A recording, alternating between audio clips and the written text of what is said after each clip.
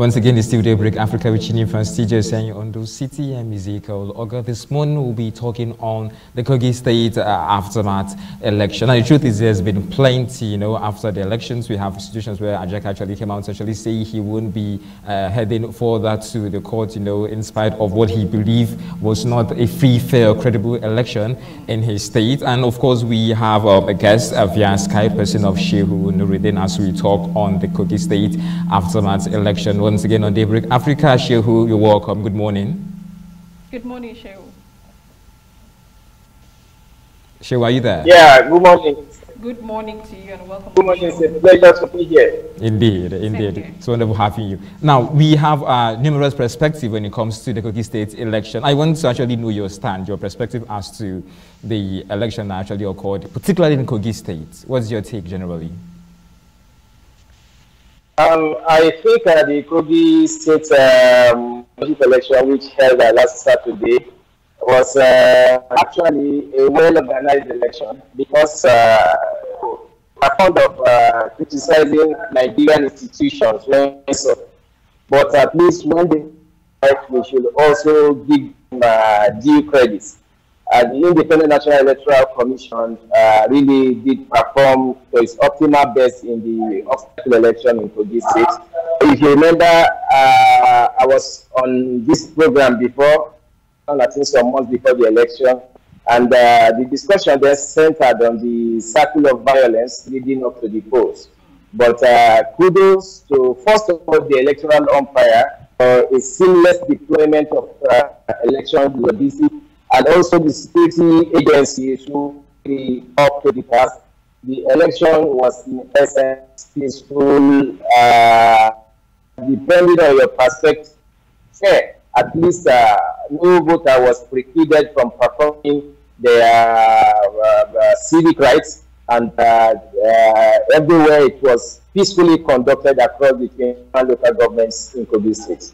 You made mention of credibility and fairness to an extent in that Kogi State election, but there has been a lot of grievances, a lot of agitation, people stating that it was actually an allocation of votes instead of election. So what's your take on that? Sorry, there's a problem with my audio feeds. I'm not hearing your questions at all. Okay, she was trying to say, you made mention of the election being credible and peaceful, which is more like, I think you're the first person actually claimed it was peaceful and credible. So she's saying that person actually that felt it was rather an allocation of votes rather than just elections. So what's your take on that? Shehu, can you hear me? Like I said, it depends on the perspective you are from. If you are a supporter of the ruling APC, of course they were declared winners by INEC. You will say the election was peaceful and absolutely credible. But if you happen to belong to the opposition, the Social Democratic Party, the SDP, or the People's Democratic Party, of course their supporters will say the election was tainted, it wasn't free, it wasn't fair, it wasn't credible. But this has become a sort of tradition in Nigerian election. The winners term the election free, fair, and credible. I don't want to call them losers because you can lose today and win tomorrow. But let me say those who suffer setbacks the election will term it not free, not fair, not credible, not up to international standard.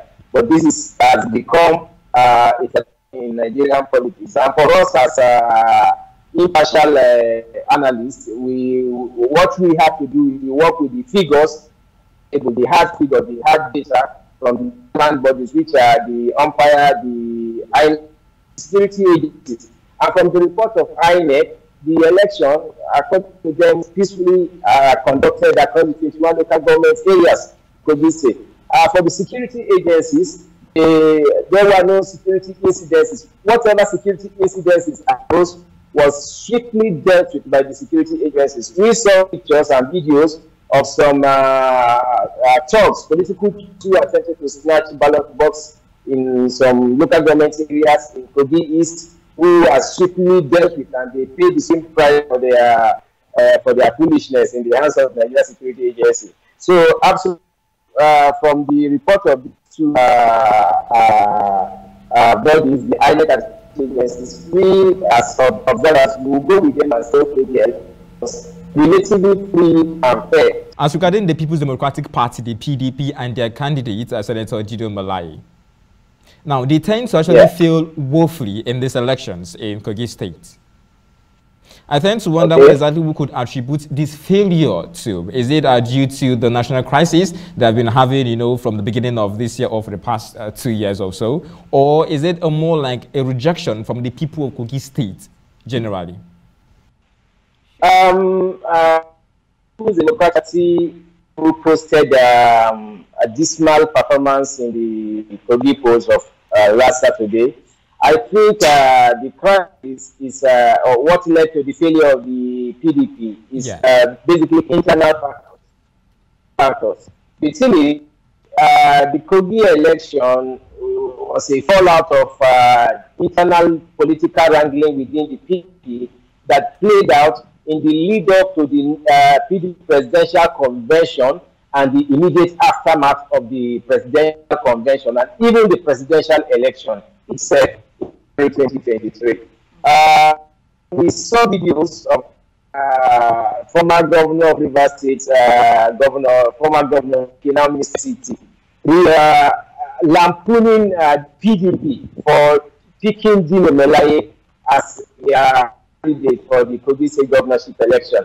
And I quote that if you're a party, you are serious about winning an election, and you pick Dino Melaye as your candidate, you have already lost already, and so you will need to start crying about rigging.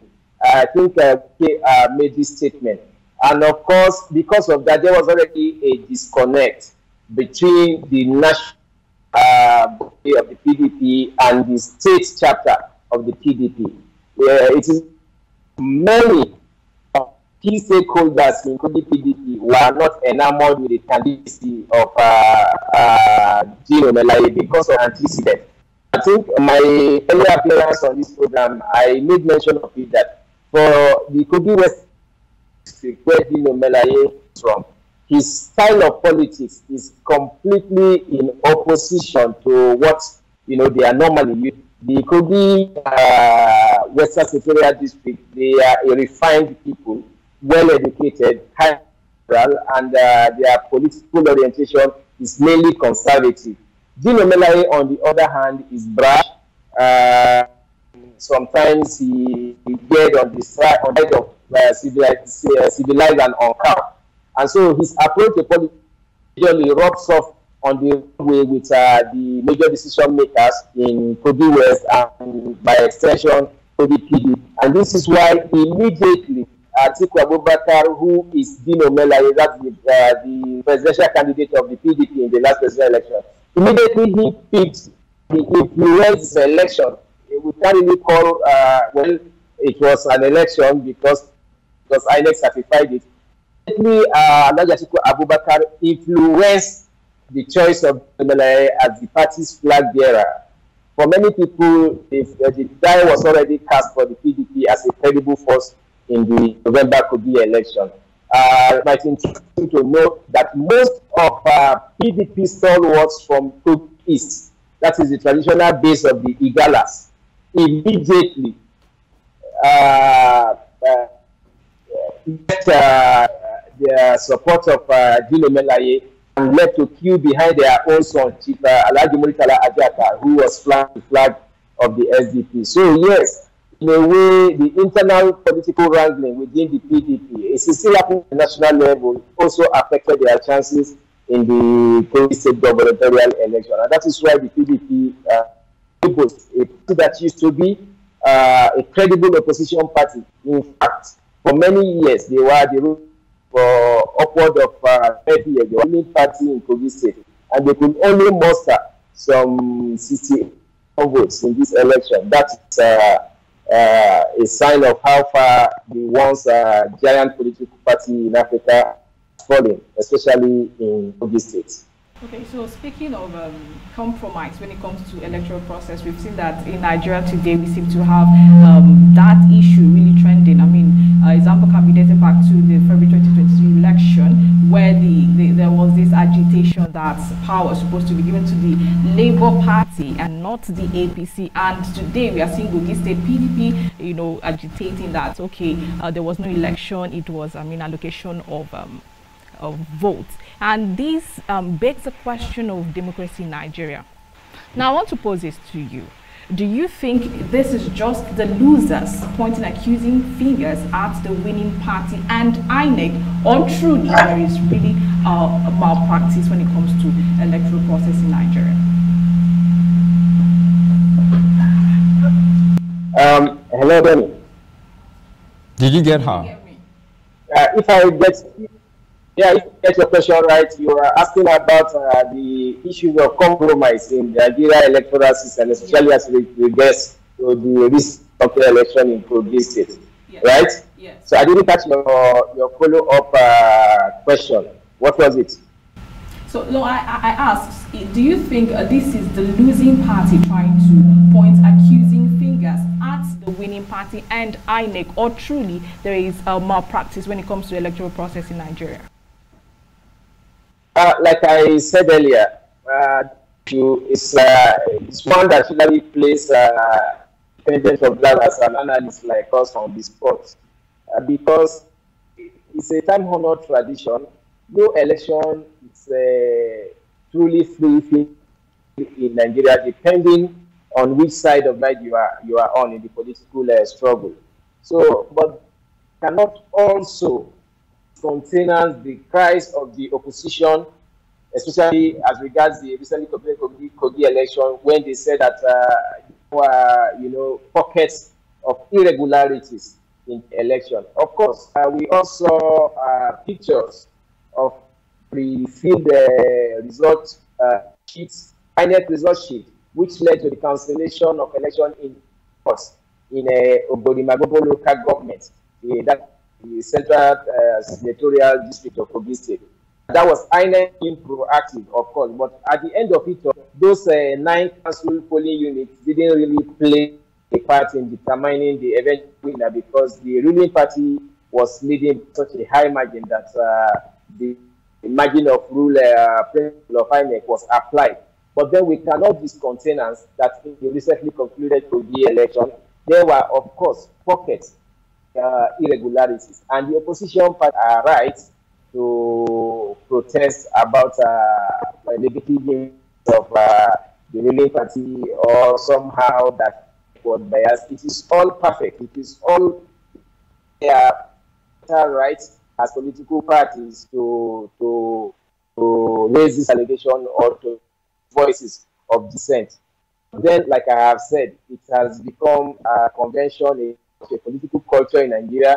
There is hardly any election in Nigeria where the winner, where the what do you call it, those who suffer setback, I won't call them losers, where they accept defeat, you know, without making any protest. So it has become a norm in our political culture.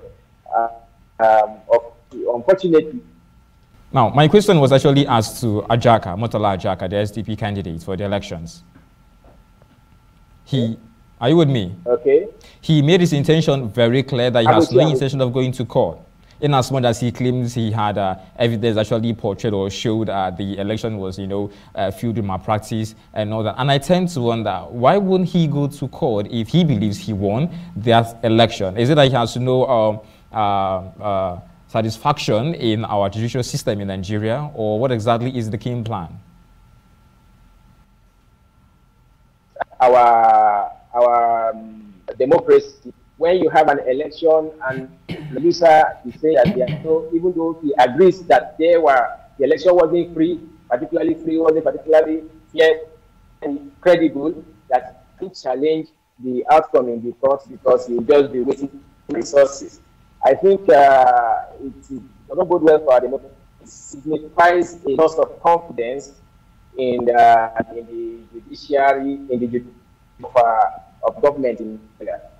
And I think it is highly unfortunate that we have come to this, that the election contest do not really believe that they can get justice from the court. It's unfortunate. But in the case of Murtala Ajaka, I don't have any reason to complain about his electoral. It was all his Alhaji Ajaka, based his entire campaign on Kogi East, to the exclusion of people in Kogi Central and Kogi Western Territorial Zones. I think what happened to Alhaji was what I would call a time warp of the late 1990s when the Kogi East played a preponderant role in Kogi politics, and they were the de facto judge, jury, and executioner of Kogi politics. Unfortunately, this is the 21st century, and things have changed in Kogi politics since 2015. They are not the famous interference among the political interests in Kogi State. They have been usurped by Kogi Warriors. And instead of the SDP candidate to base his campaign on winning consensus among these drawn to the ends, especially in the Kogi Central Territorial Zones, in the Kogi West Territorial, not knowing that it wasn't going to be enough. Because even if he had won all the 9 local governments in Kogi, based on the Electoral Act, he having 9 local government doesn't give you 2/3 of in the remaining local government. 25% is 2/3 of local governments in the state, and 9 local governments doesn't of 21. So basically, his calculation, his electoral calculation and strategy were all wrong. And again, he came on national television, on a channel television, to call the incumbent governor Alhaji Ayadon as an enemy. And by extension, when you say the governor is an enemy, a common enemy, that was how he described the Kogi governor. That, in essence, he is calling the governor's entire ethnic group, which are their enemy. They cry for people in the Kogi Center, and even in fact, for people in Kogi West, because the Kogi West, why is he saying that except they join him, they cannot really present a credible threat to the input? They decided to pitch into there, and that is why we saw the SDP will only in 8 local in Kogi East. He couldn't win all the 9 local governments, but governments to the ruling party, and he put Victoria's also to get to 1/3 of the votes in all the remaining local. And so basically, defeat is on Muri Ajak and his wrong political strategy for the election. Not only, but I ask, there has been a lot of agitation regarding this Kogi State election, and the one that got me was the fact that APC is trying to lord over other political parties. So the question now is this really true? Do you think this is really true? Kareen, if I got you correctly, they're asking the legal issues with this election if the position has a place, right? Okay, so I'm asking that there has been a lot of sayings and agitation, but the fact that APC is trying to lord over other political parties, is this really true? No. After an electoral process, a hotly contested election like we just had introduced it, then of course a lot of news and half-truth rumors that are floated on air and off air. I think that an analyst speak the truth from the falsehood.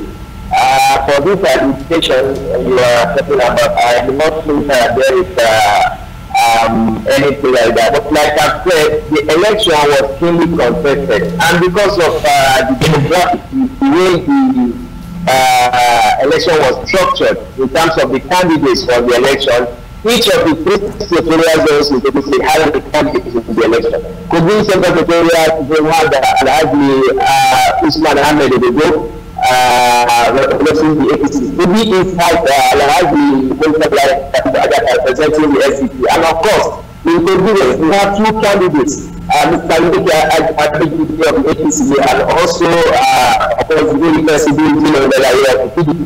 And so because this election was a case of which senatorial zones in the state, each of the two senatorial zones trying their best to supplant the other.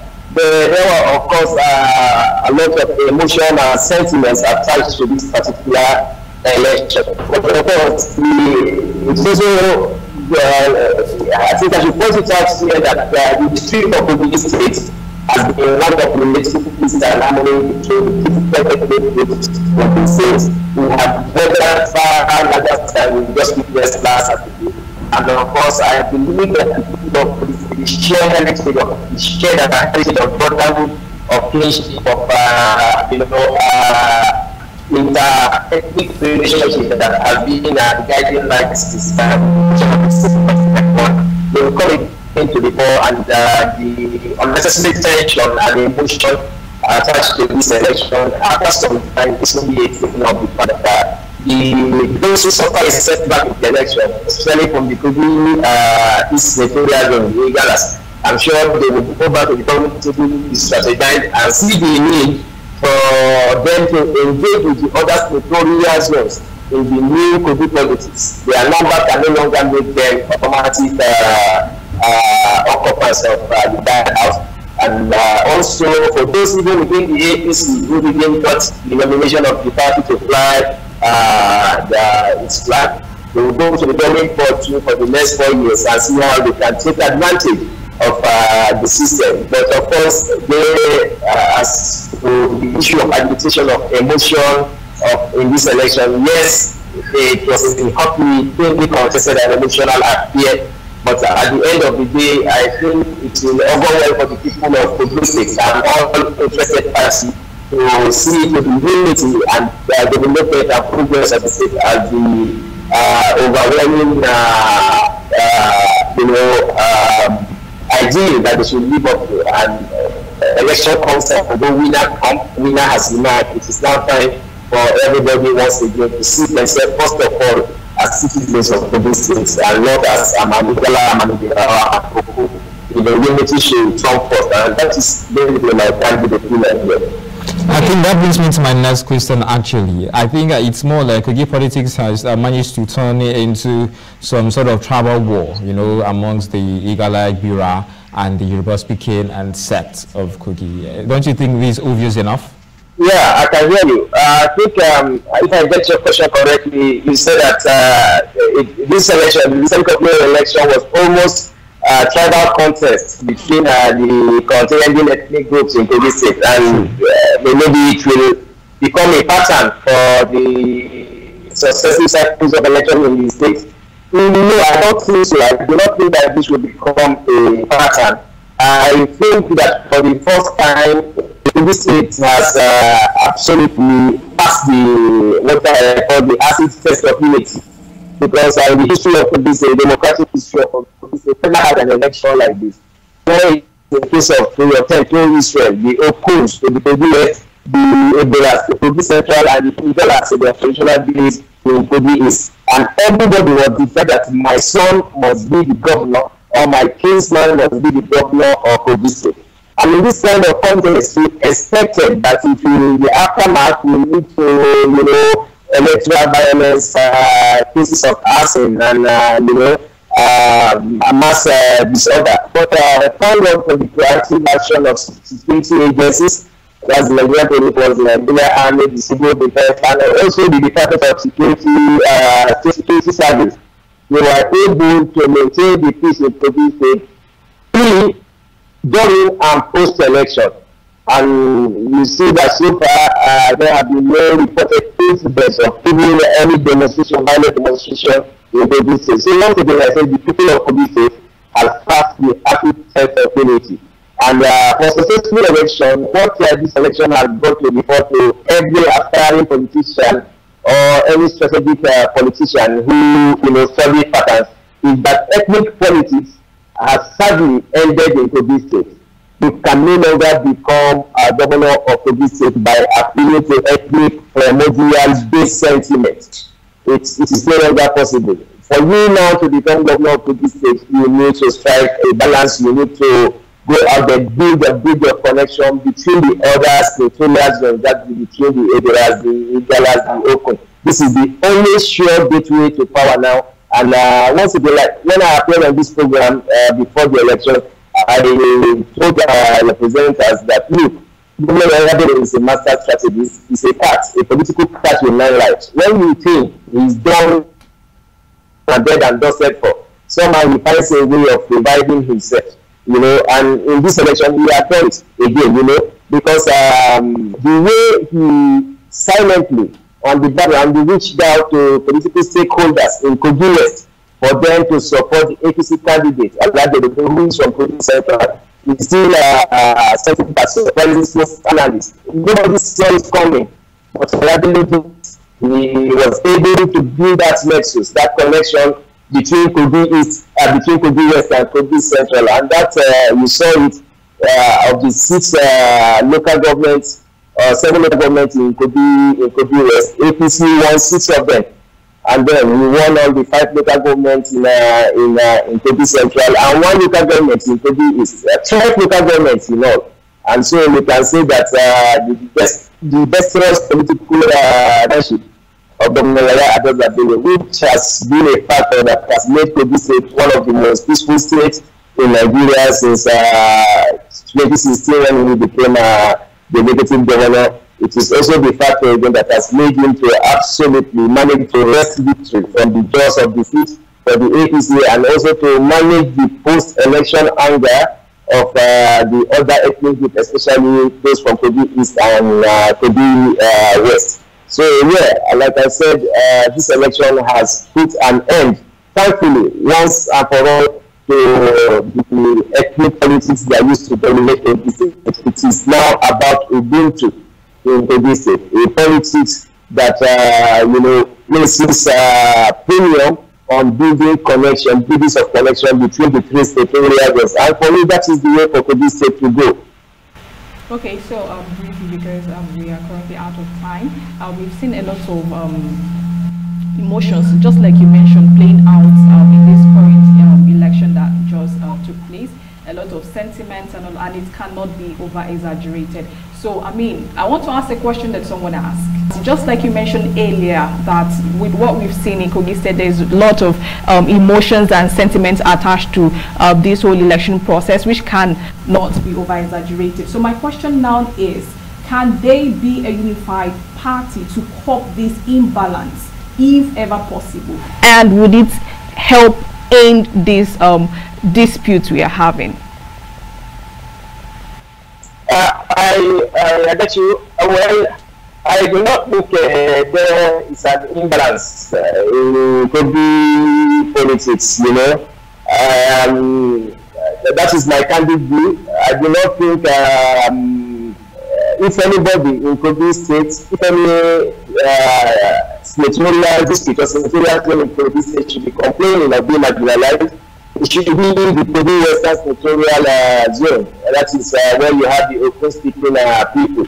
Because inspiration of Kogi State, the Ugalas has, that is Kogi East, have had 16 years at the end of affairs in Kogi State. The Edet under the incumbent governor Edet has had 8 cumulative years. Now with Edet on board as governor-elect, the Edet are supposed to have what is the 12 years only as executive governor of Kogi State. But the Oko speaking people are yet to taste the executive power in Kogi State, say for a 3-month indirect norm in 2009, when the then speaker Clarence of Kareen was acting governor for 3 months, just 3 months. That is the only claim of Kogi West to executive power in Kogi State. And so basically, if any senatorial zone is marginalized in the power equation in Kogi State, it is the Kogi Western senatorial zone and not any other zone. And of course, for me, fair play is for the next executive governor of Kogi State, after Usman Edet, for the next governor of Kogi State to emerge from Kogi West. That is the greatest act of play that can happen in Kogi politics.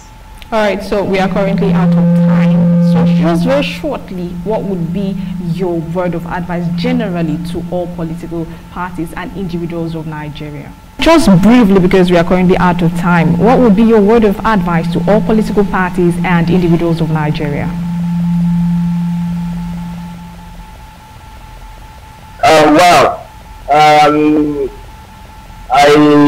I like to say I got the question, but I didn't. Are you asking what's my expectation for the incoming administration for Alhaji Usman Ododo, or what is my expectation for Kogi politics moving forward? Generally, your advice to political parties and individuals of Nigeria, very briefly, because we're out of time. Okay, all right. I think my advice, I've been saying the of our discourse. I'm advising Nigerian politicians to eschew politics of bitterness, to eschew politics of ethnicity. It is now time for us to begin a new cycle of politics of inclusivity. Politics where we do not place people on primordial sentiments, and politics where when we have to present somebody from a group, it has to be the best person in that group, not necessarily because he is the person that can best win political power for our group. The Kogi election has shown again that tribal politics, politics of ethnic sentiment, can no longer win you election in Nigeria. And so for Nigerian politicians and those aspiring to contest for public office, it will be them well to note this and factor it into their particular strategy and calculation.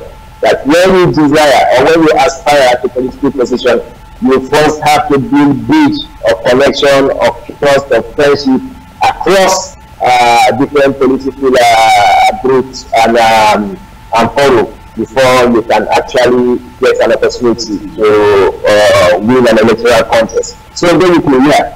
Nigerian politicians should eschew politics of ethnicity, tribalism, and other primordial sentiment, and focus on politics that elevates the unity of every part of their political jobs. Thank you so very much, Shehu. It was nice having you on the show. Okay, so to our audience, we've heard it all. Shehu has told us a lot, and like he said, let's eschew political bitterness and embrace love and unity in Nigeria. And until we come next, because we'll be handing over to our Lagos studio, until we sit again, I'm Kareen Edet. You have a wonderful day. Hello, Ezekiel, Ogar.